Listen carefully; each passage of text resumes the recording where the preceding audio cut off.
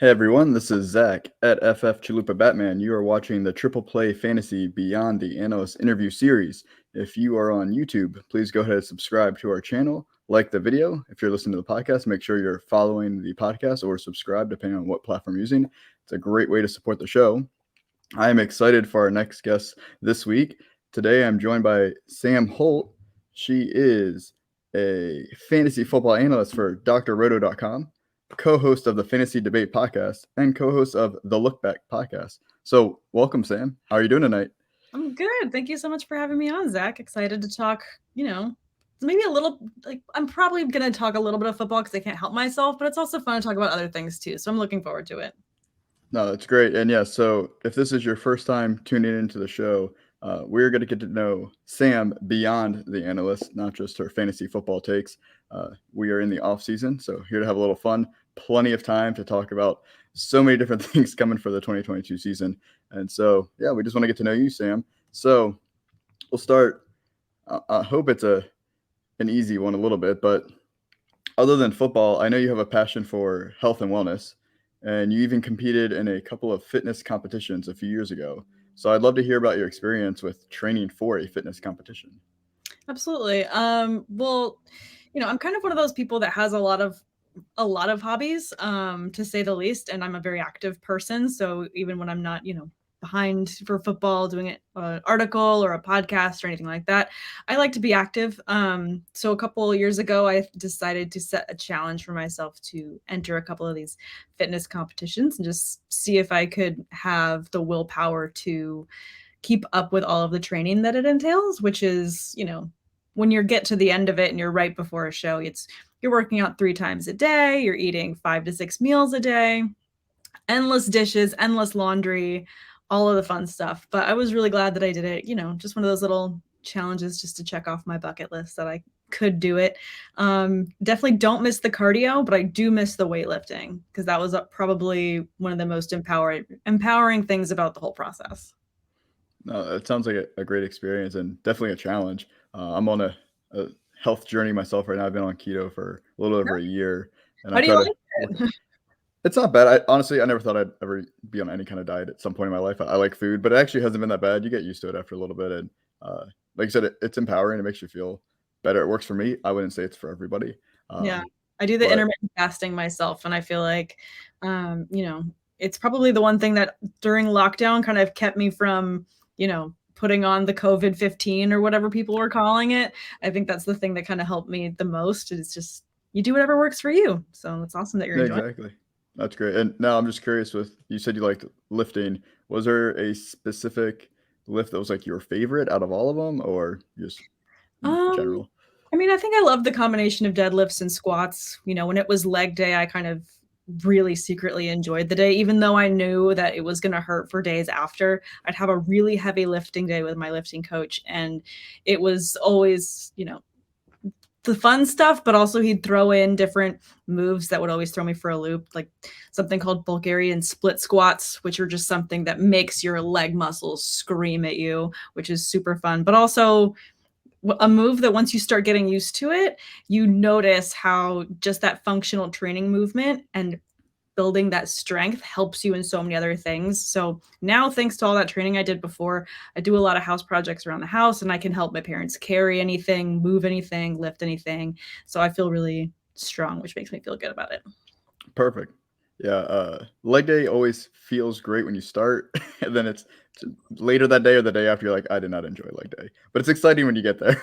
It definitely is. Like it's a good hurt, and there's something about that type of weight training and exercise where you get that kind of deep burn and that you did a good job. There's something very rewarding about that feeling, even though it hurts. Yeah, they say no pain, no gain, so the Exactly. soreness lets you know you did something right. Definitely.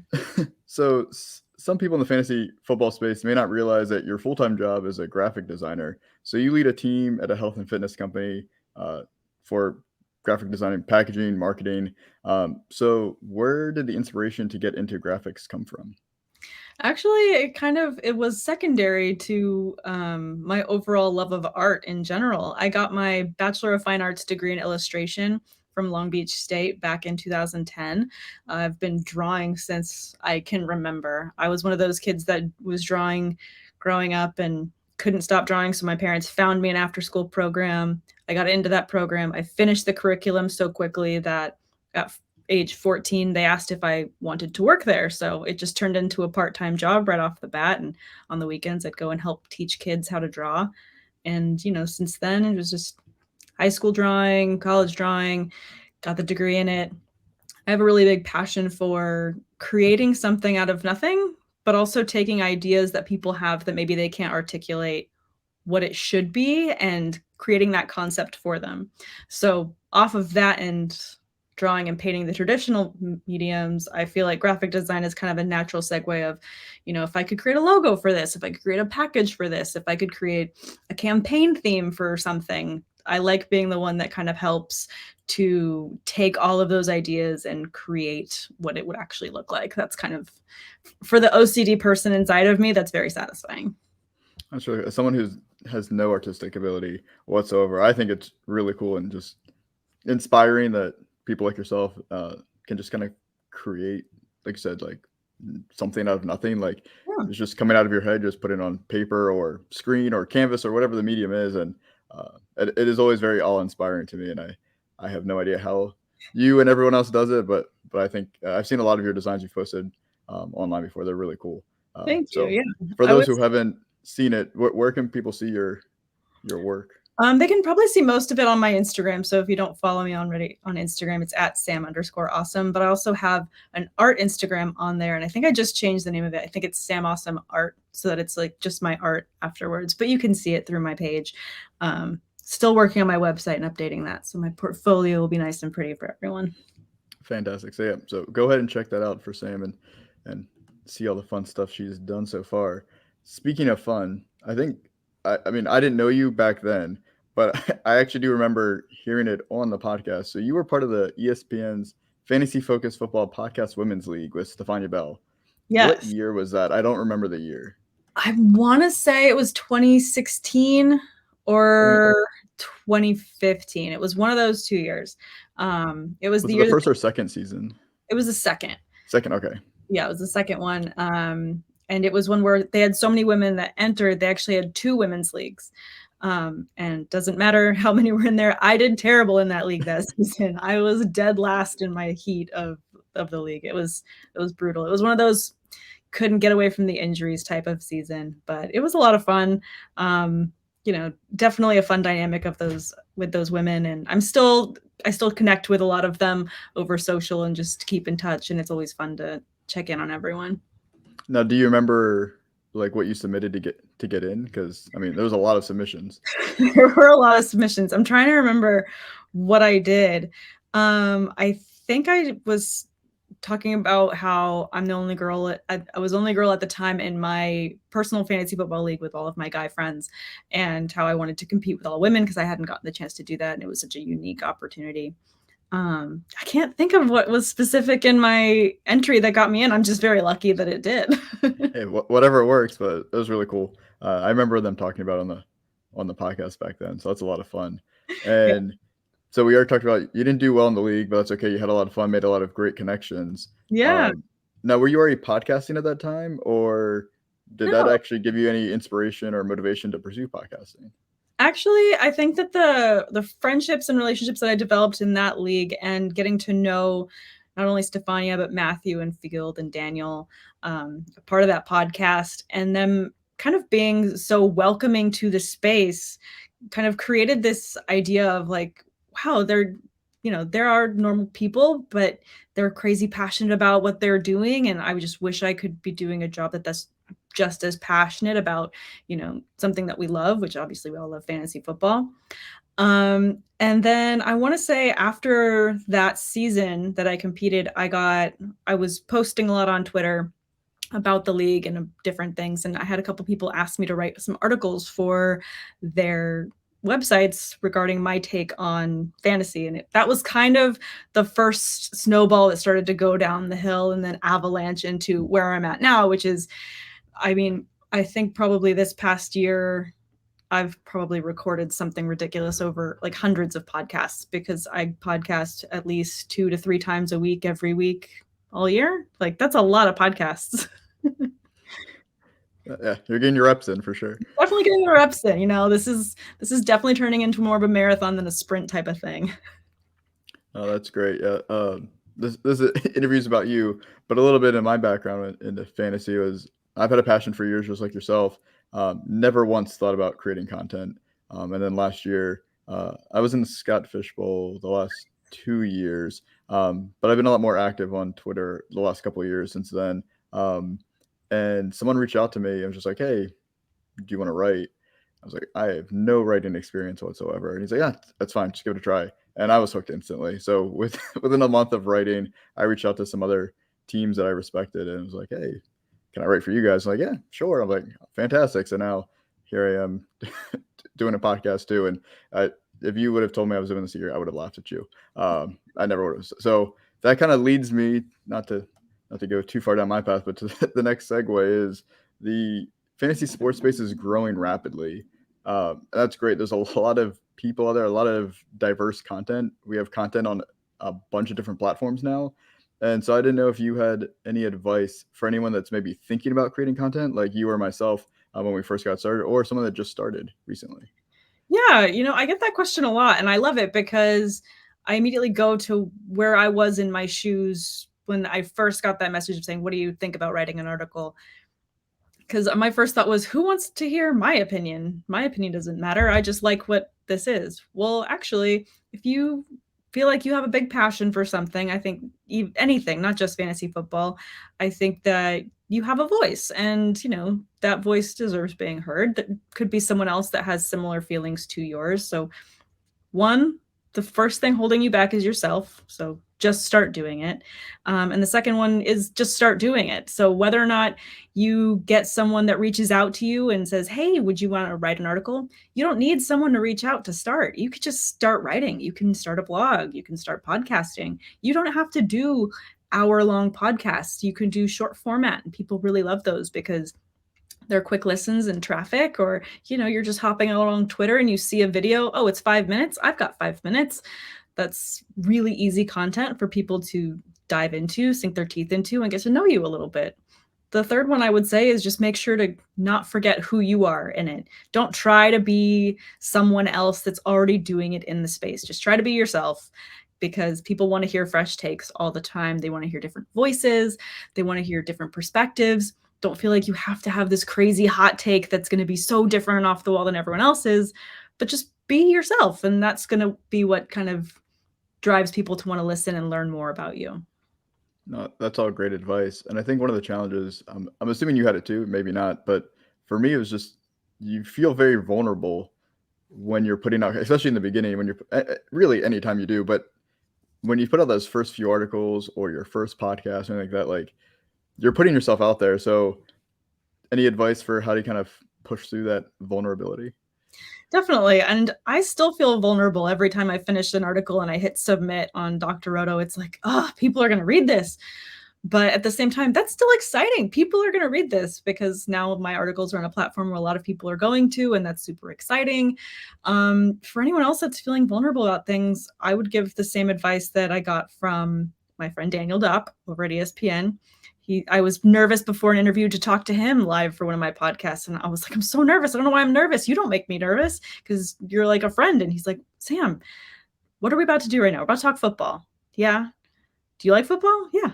I like football too. So we're just two people talking about something that we like. Like, there's nothing to be afraid of in this moment. So that's kind of the advice that I kind of take into every interview is like, at the very base of it, I'm talking football. I love football. The person I'm talking with also loves it. I'm sure we're going to have a fun conversation. More wonderful, great advice. So please pay attention to what Sam is saying. And like you said, just go out there and try it, start it. You don't need somebody to tell you to do it. Just get out there, give it a try, then have fun with it. That's awesome. Now, speaking of fun, I wanted to kind of hit you with some rapid fire questions if you're game. Of course.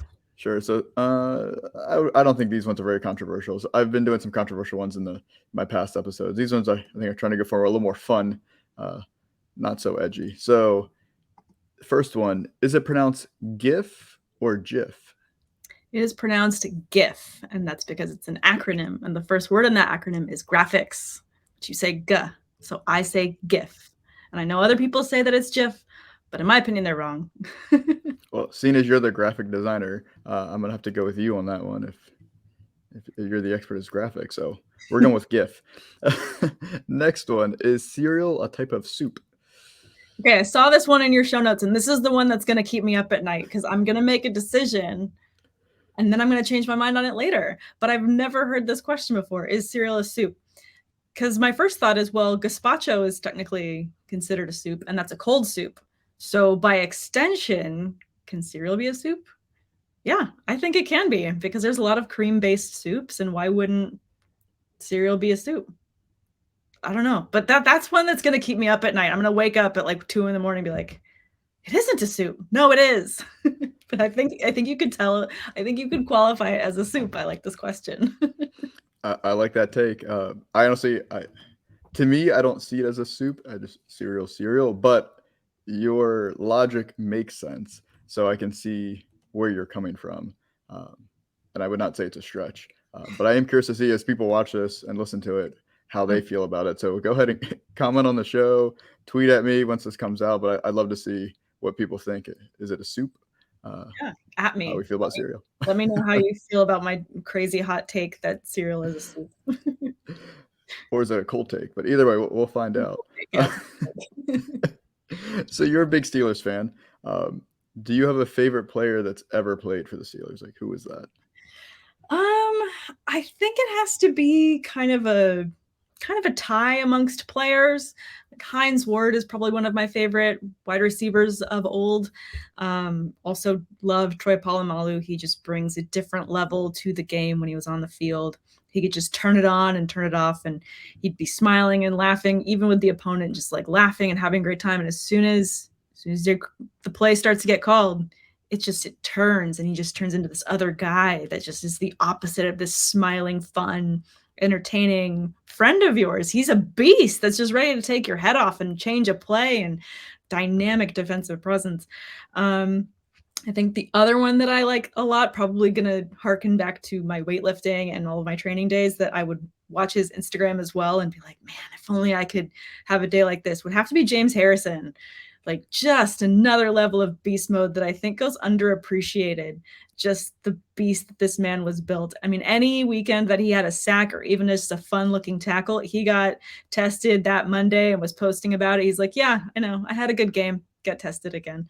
But he's just a built different kind of guy. Have you seen his training videos? They're insane. Oh, they're crazy. As soon as you said weightlifting, I knew you were going to say James Harrison because I've seen too many of his videos, and even now, like at his age, he's crushing it. Yeah, It's he was it's playing insane. volleyball with like one of those medicine balls that you throw, and he was kind of doing that over a net with some other guys. And I'm just knowing what it takes to move one of those any distance, let alone just doing what he was doing with it. I was just like, this guy just built different. Anybody else, like I would immediately get a hernia, like something would split, my body would pop, my spine would go, like just so much respect for the conditioning that he went in and year out to stay amazing at what he was going to be doing that year.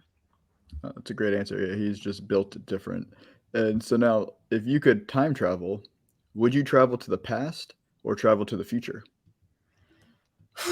This is a really good one too, because instinctively I kind of wish I could travel to the past, because then I could visit, lost relatives that I never got to meet, or go and get to see what my parents were like when they were growing up. That would be really fun.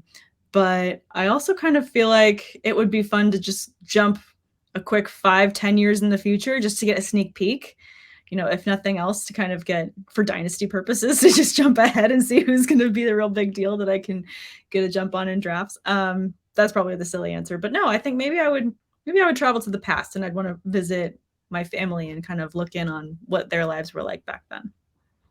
That's great. Yeah, and I know we're creating so many time paradox doesn't work. I understand all that, but we're just having fun. So I like the answer. And just don't mess with the past, right?